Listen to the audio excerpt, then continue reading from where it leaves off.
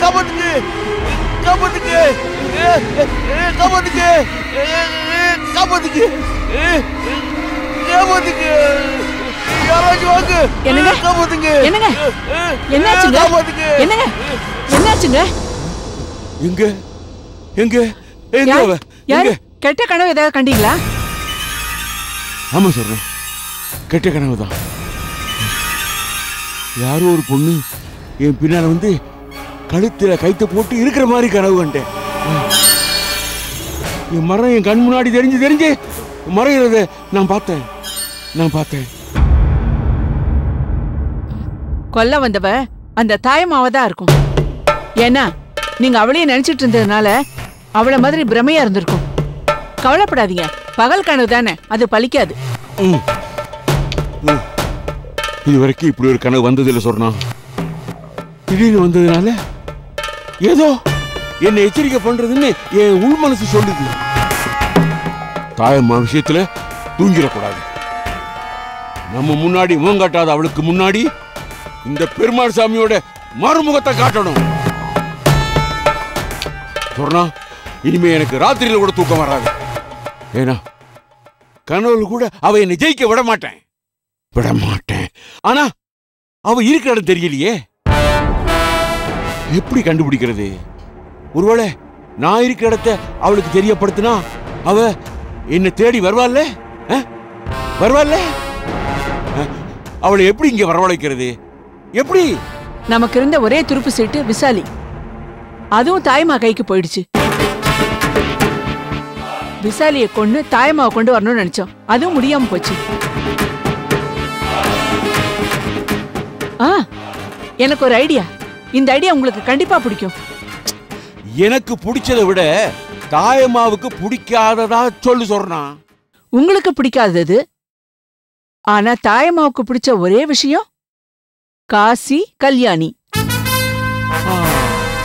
காசி கல்யாணி. காசி கல்யாணி மேல தாயம்மாவுக்கு கண்டிப்பா பிரியம் இருக்கும். காசி விசாலிக்கு கல்யாணம் பண்ணணும்னு ஒரு கட்டாயம் வந்தப்போ தாயம்மா அதை தடுத்து நிறுத்தி கல்யாணிக்கு ஒரு லெட்டர் கொடுத்தாளே, ஞாபகம் இருக்கா? நல்லா ஞாபகம் இருக்கே. அதுல என்ன எழுதி இருந்ததுன்னு தெரியுமா? நல்லா தெரியும். விசாலி என் பொண்ணு இல்ல, அவளை உனக்கு தாரவாத்து கொடுத்த பிறகு அவ மேல சொந்தம் கொண்டு ஆடுறதுக்கு எனக்கு எந்த ரைட்ஸும் இல்லைன்னு எழுதியிருந்தது.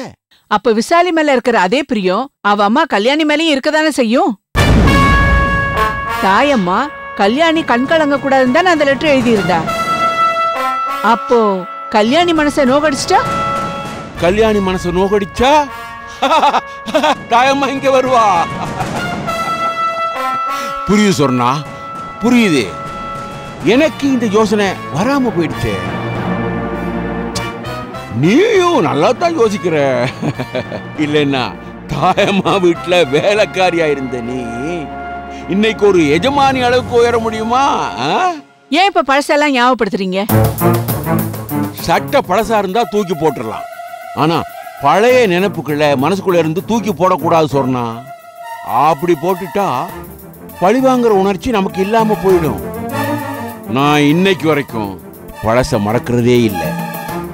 பஞ்சம் பொழைக்க வந்தனா அரண்மனைக்குள்ள நுழைஞ்சது, ஆண்டவரால் அவமானம் படுத்தப்பட்டு என் தங்கச்சி வாழ்க்கை பாழா போனது, இடையில நீ வந்தது, நான் எதையுமே மறக்கல. அந்த நினைப்புகள் எல்லாம் என் மூச்சோட கலந்துருச்சு. நான் விடுற ஒவ்வொரு மூச்சிலையும் அந்த பழைய ஞாபகங்கள்லாம் வந்து வந்து போய்கிட்டு தான் இருக்கு.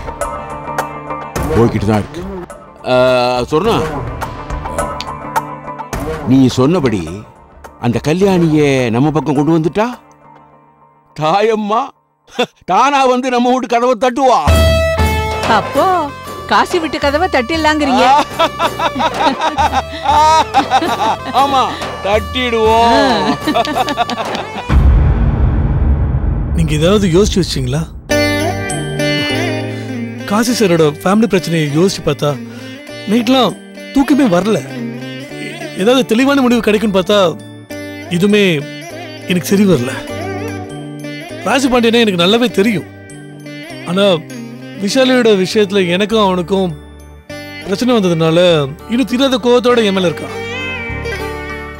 அதனால இந்த நியூஸை நானே எடுத்துட்டு போய் சொன்னாலும் நிச்சயமா நம்ப மாட்டான். ஏன்னா அவனுக்கு தெரியும் நான் தாயம்மாவோட ஆளு நல்லாவே தெரியும். ஆனா இந்த தகவலை யார் மூலமா சொல்லி அனுப்பலான்னு தான் எனக்கு ஒரு பிடிப்பே கிடைக்காம இருக்கு. நான் ஒரு முடிவு பண்ணிட்டேன். தாயம்மாவோட ஆள் நீதாங்கிற விஷயம் ராஜபாண்டியனுக்கு தெரியும்னா வேலை இன்னும் சுலபமாயிடுச்சு. என்ன சொல்றீங்க? நீங்க பைக் எடுத்துக்கிட்டு காசி வீட்டுக்கு போய் கண்காணிங்க. உள்ள இருக்கிற அவனோட ஆள் வெளியே வரத்துக்கு வாய்ப்பே இல்லை. நான் ராஜபாண்டியனுக்கு தாயம்மா வரப்போறாங்கிற தகவலை பரப்பிடுறேன். அவன் உஷாராயி காசி கல்யாணியை விட்டு வைங்கன்னு அவன் ஆளுக்கு உத்தரவு போடுவான். அந்த நேரம் நாம உள்ள நுழைஞ்சு அவங்கள காப்பாத்த முயற்சி பண்ணுவோம். நீங்க நான் சொல்றபடி செய்யுங்க. வீட்டுக்கு பக்கத்துல போக வேண்டாம், தூரத்துல இருந்தே கண்காணிங்க. வீட்டுக்கு யாராவது வந்தாங்கன்னா அவங்க வெளியில போகும்போது மட்டும் விசாரிங்க. மத்தத நான் பாத்துக்கிறேன். நீங்க சொல்றபடி நான் செய்யறேன். நீங்க வீட்டுக்குள்ள எப்ப நுழையணும்ன்றது ஸ்கெட்ச் போட்டு கொடுங்க, மிச்சதை நான் பாத்துக்கிறேன். எந்த சந்தேகமும் வராதபடி நடந்துக்கணும். அதே சமயம் நீங்களும் சிக்கல்ல மாட்டிக்காம உஷாரா இருக்கணும். எனக்கு எந்த சிக்கலும் வராது. அப்படி சிக்கல் வந்தா அதுல இருந்து காப்பாத்துறதுக்கு என் தாயம்மா வராமல போயிடுவாங்க. நான் வரேன்.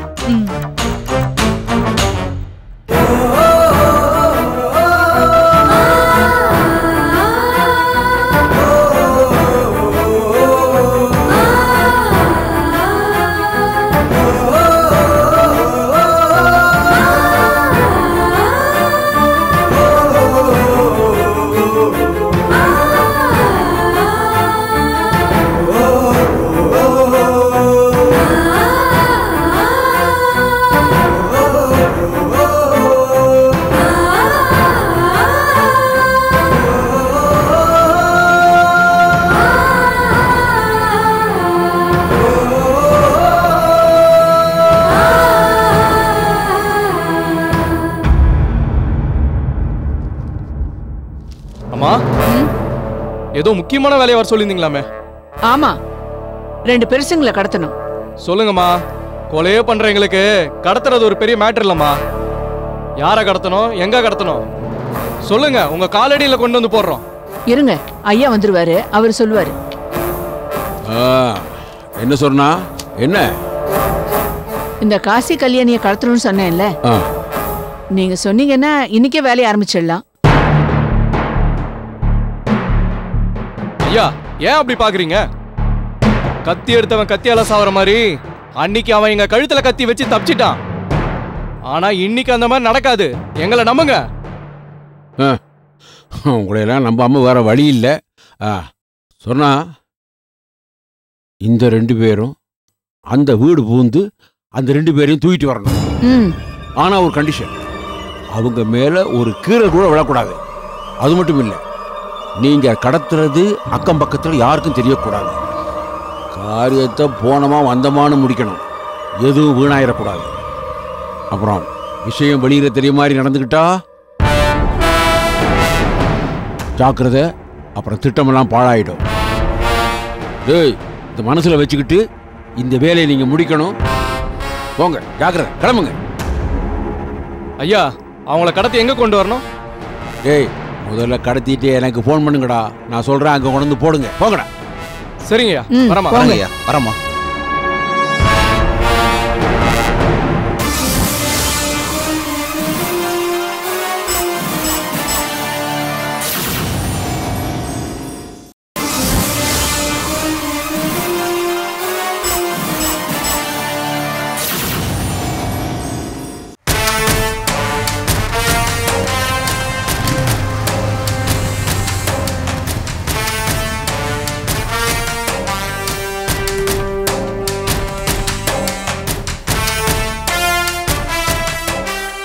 திருப்பதி, காசி சாரை நினைச்சா ரொம்ப பாவமா இருக்கு. விஷாலி போனதுக்கு அப்புறம் அவர் பிரச்சனை தீர்ந்த படே இல்ல. நல்லவங்களுக்கு சோதனையை கடவுள் கொடுத்துட்டு தான் இருப்பாரு. அதுக்காக அவங்களுக்கு ஒரு ஆபத்துனா கண்டிப்பா அவங்க வேடிக்கை பார்த்துட்டு இருக்க மாட்டாங்க. ஏதாவது ரூபத்துல வந்து அவங்கள மீட்டு எடுப்பாங்க. அதனால காசி சாரையும் கல்யாணி அம்மாவையும் ராஜபாண்டியெல்லாம் எதுவுமே செய்ய முடியாது. சரி, கதவு லாக் பண்ணிருக்கு. உள்ள என்ன நடக்குதுன்னு நமக்கு எப்படி தெரியும்? நான் வேணா கேபிள் டிவி ஆபரேட்டர் மாதிரி உள்ள போய் அங்க என்ன நிலைமைன்னு பார்த்துட்டு வரட்டுமா? நல்ல யோசனை தான். ஆனா உள்ள இருக்கிறவங்க எப்படிப்பட்டவங்க நமக்கு தெரியாது. அதுவும் இல்லாம ஆல்ரெடி கேபிள் டிவிக்காரன் வந்துட்டு போயிருந்தானா உன் நிலைமை நான் ஒன்று தான் யோசிச்சுட்டு இருக்கேன். என்ன திருப்பதி, எத்தனையோ ஆபத்துல இருந்து தாண்டி வந்தவன், சாவு முனையில நின்று போராடினவன், நீயே இப்படி பயப்படலாமா? இனி எனக்காக நான் யாரையும் இழக்கிறதுக்கு தயாரா இல்ல. அணுவோட வரணும் எனக்கு நல்லாவே உணர்ந்துச்சு. ப்ளீஸ் தினேஷ், கொஞ்சம் பொறுமையா இருண்ண. டேய், யாரோ ரெண்டு ரவுடி பசங்க மாதிரி தெரியுது. விஷால் வீட்டு முன்னால இவனுங்களுக்கு என்ன வேலை? டேய், என்ன கத்தி வச்சு மடக்கனானே அவன மாதிரி இருக்கான்டா. அணு அணு சாகிறதுக்கு காரணம் இருந்தவங்க தான். வண்டிடுறா, வண்டிடு. டேய், அவன் பாத்துட்டான்டா, வண்டி எடுக்கறான்டா. டேய், வண்டி எடுடா, சீக்கிரமா போ. எடு. வண்டி எடுங்க. போடா, போ. சீக்கிரம்.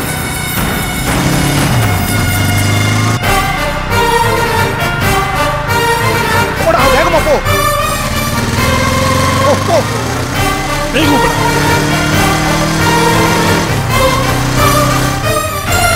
நிப்பாடா, நிப்பாடு. சீக்கிரம், சீக்கிரம், சீக்கிரம் வாடா.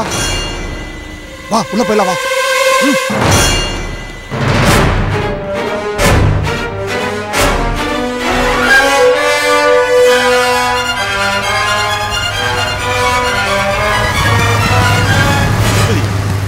இந்த வண்டி தான்டா. நீ இங்கே இரு, நான் போயிட்டு வந்துடுறேன். டேய், இங்க பாரு திருப்பதி, காசிநாதன் சாரை காப்பாத்தாதான் நம்ம இங்க வந்திருக்கோம். நீ இந்த நேரத்துல இவங்க மேல கோவப்பட்டனா காரியம் எல்லாம் கெட்டு போயிடும். இதுவரை தினேஷ், உனக்கு இதெல்லாம் புரியாது. அணு இருந்ததுக்கு அப்புறம் அவ கர்மக்காரங்களை முடிச்சு திரும்ப வரதுக்குள்ள பூட்டி வச்சிருந்த இவனுக்கு தப்பிச்சு போயிட்டானுங்க. இவங்களை அணுவை கொண்டவனுங்க. இவனுக்கு இங்கேயே வெட்டி பச்சாதான் என் மனசு ஆறும். என்ன விட நான் போறேன். டேய் இரு திருப்பதி, நான் போலீஸ்க்கு ஃபோன் பண்றேன். அவங்க வந்து இவனுங்களை பார்த்துப்பாங்க. நான் சொல்றத கேப்பியே மாட்டியா?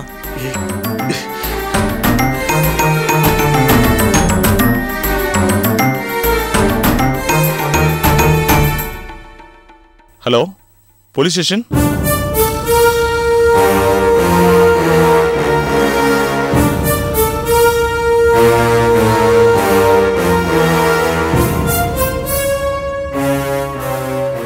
கல்யாணி நல்லா தூங்கிட்டு இருக்கான். எந்திரிக்க லேட்டாகவும் நினைக்கிறேன். கடைசி முயற்சி அதை செய்வோமா? என்னங்க செய்யறது? செல்போனையும் எடுக்க விட மாட்டேங்கிறான். துப்பாக்கி வேற உங்களுக்கு நேர பிடிச்சிட்டு இருக்கான். வேண்டாங்க, அவன் தூங்குறானா இல்ல தூங்குற மாதிரி நடிக்கிறானான்னு எதுவுமே தெரியலங்க. ஏதாவது பண்ண போய் உங்க உயிர் காப்பத்தாயிடுச்சுன்னா?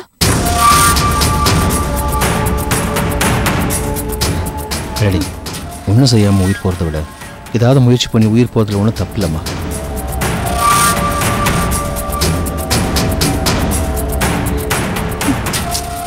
ஆண்டவரால பொண்ணை இழந்தோம், தாயம்மாவால உயிரை இழக்க போறோம்.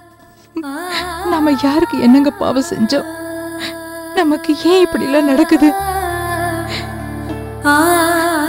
விஷால் இங்க இருந்த வரைக்கும் வயிற்றுல நெருப்பு கட்டிட்டு இருந்தோம்.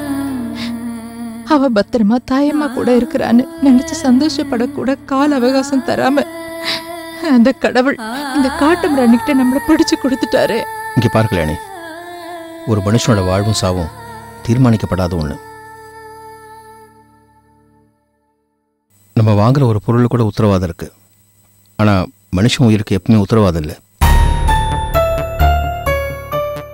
என் உயிர் தாயம்மாக்காக போகுதுன்னா அதுக்காக நான் சந்தோஷப்படுறேன். ஆனால் என் பொண்டாட்டியோட உயிரை என் கண்ணு முன்னாடி வேற ஒருத்த கொண்டு போக கூட மாட்டேன். கல்யாணி, இந்த முயற்சி உனக்காக தான், என் உயிருக்கு பயந்தில்லை.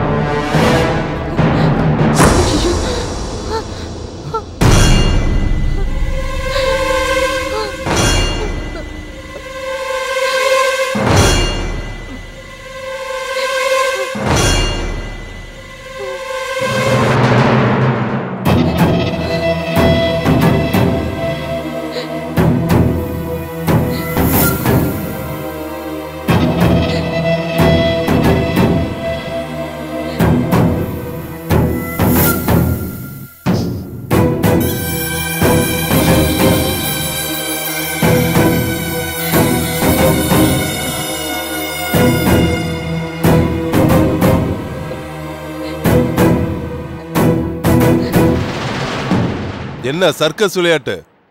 சும்மா இருக்க மாட்டீங்க. இப்படிலாம் பண்ணிட்டு இருந்தீங்க தொப்புன்னு சுட்டுருவேன்.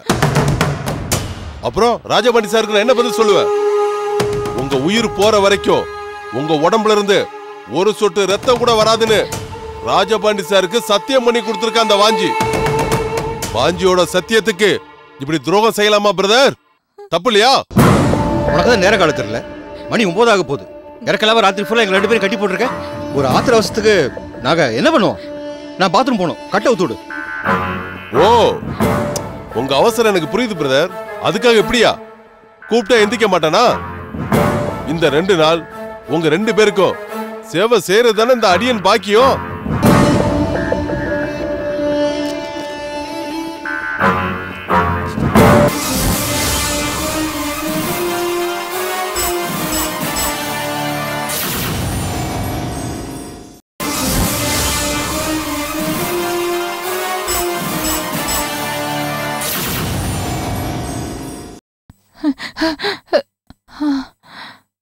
நீங்க போயிட்டு வாங்க பிரதர். அது வரைக்கும் அண்ணியோட உயிர் என் பாதுகாப்புல தான் இருக்கும்.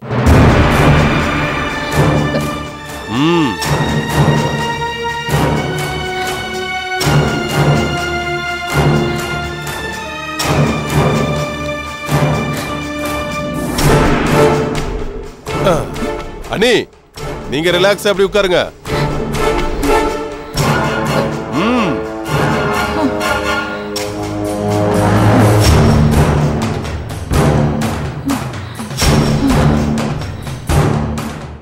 அண்ணி பயப்படாதீங்க, பிரதர் இப்ப வந்துருவாரு.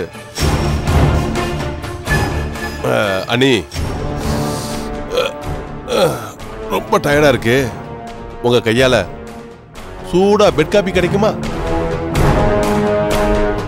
என்ன அண்ணி, இதுக்குமா பிரதர் உயிரை விலை பேசணும்?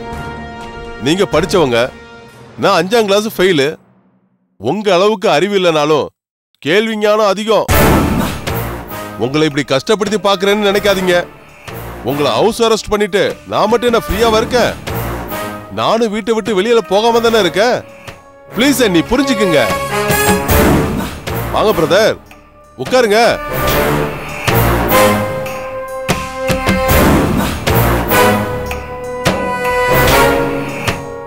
எனக்காக இல்லைனாலும் காலையில பிரதர் காபி சாப்பிடுவார்ல, அவருக்காகவாது காபி போட்டு கொடுக்க கூடாதா? நீ கேட்ட கேட்டுக்கு உனக்கு காஃபி வேற வேணுமா?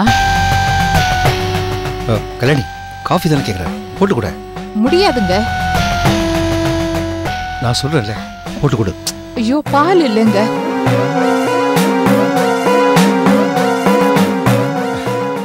கல்யாணி, போய் பால் வாங்கிட்டு வா. கல்யாணி, நான் சொல்றேன்ல, வாங்கிட்டு வா.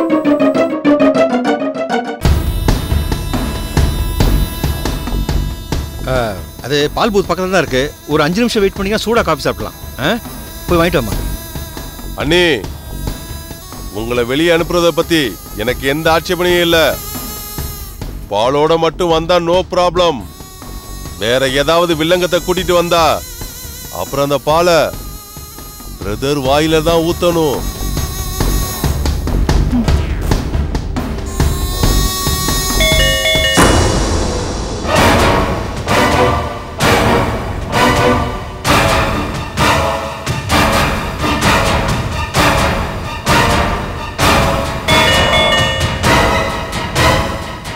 அம்மா, பால்.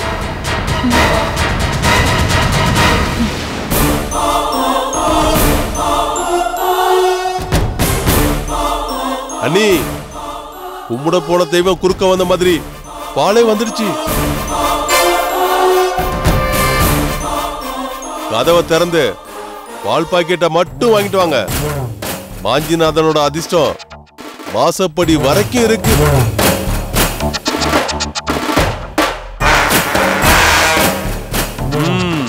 பாத்தீங்களா பிரதர்?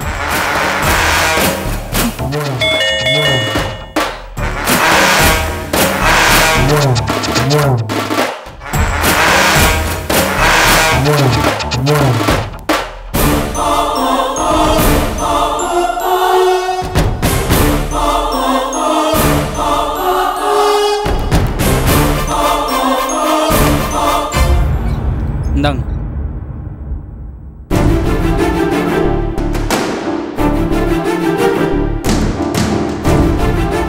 மேடம், போன மாசம் பால் கணக்கு பேலன்ஸ் இருக்கு, இன்னைக்கு பே பண்ணிடுறீங்களா?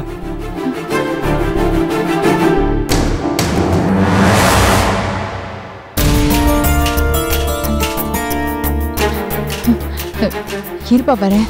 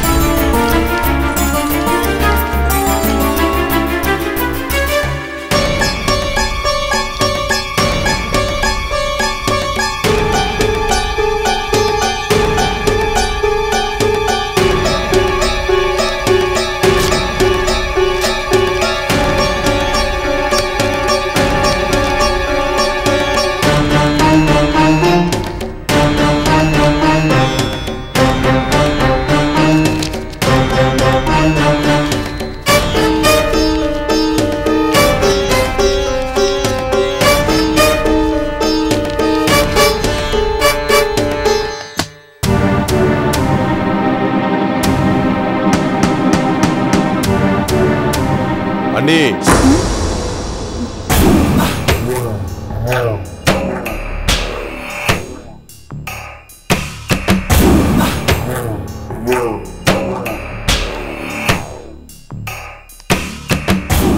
உங்க வீட்டு பால் கணக்க நான் கொஞ்சம் சரி பார்த்து தரட்டுமா?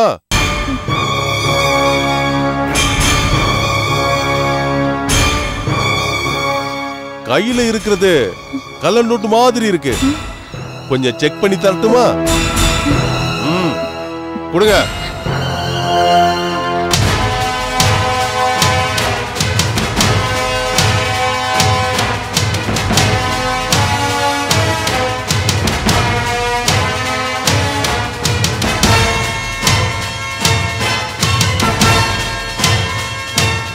கள்ள நோட்டுன்னு சொன்னது இதத்தான். நீங்க போய் பால் கணக்க செட்டில்மெண்ட் பண்ணிட்டு வாங்க, அப்புறம் உங்க கணக்க நான் செட்டில்மெண்ட் பண்றேன். புடிங்க, போங்க.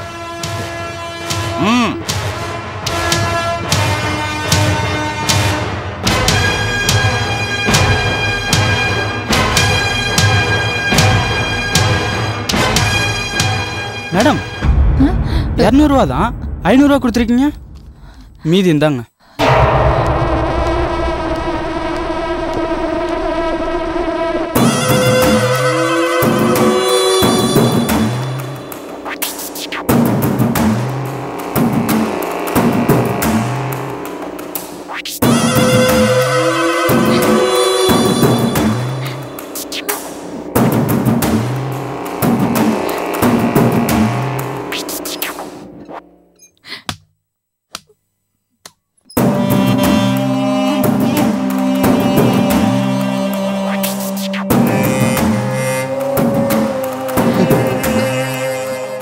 பேப்பர் போடுற பையன் மேலையும் பால் பாக்கெட் போடுற பையன் மேலையும் எனக்கு எப்பவுமே ஒரு அக்கறை இருக்கு. ஆனா அத தப்பா பயன்படுத்த நினைச்சீங்களே, அதத்தான் என்னால பொறுத்துக்க முடியல அண்ணி. அதுக்காக என் கோபத்தை உங்க மேல காட்ட முடியுமா? காட்ட வேண்டிய இடத்துல காட்டினா எங்க நெறி கட்டுன்னு எனக்கு நல்லாவே தெரியும்.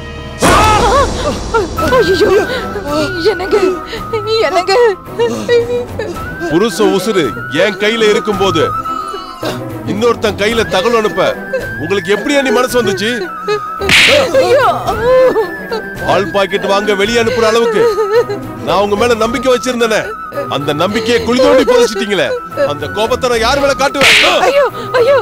வேண்டாம் வேண்டாம், அவர் ஒண்ணு செய்யாத, அவரை விட்டுடு, என்ன சுடு, தப்பு செஞ்சது நான் தானே, உன்னை கையெடுத்து கும்பிடுறேன், அவரை ஒண்ணு செஞ்சிடாத.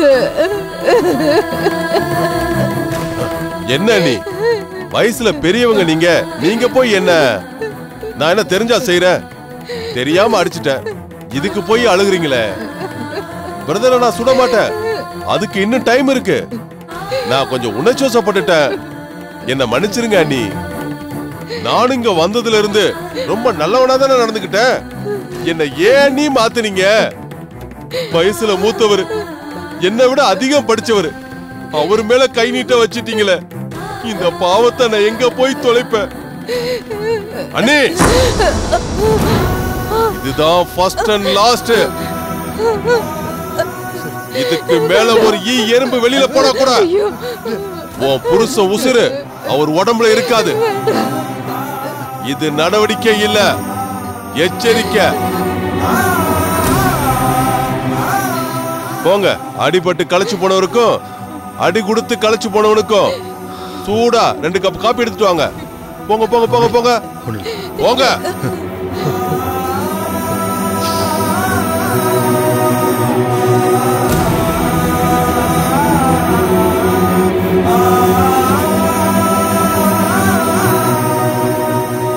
சாரி பிரதர், அண்ணி தெரிஞ்சு பண்ண தப்பால என் கை தெரியாம உங்க மேல பட்டுருச்சு. மனசுல வச்சுக்காதீங்க.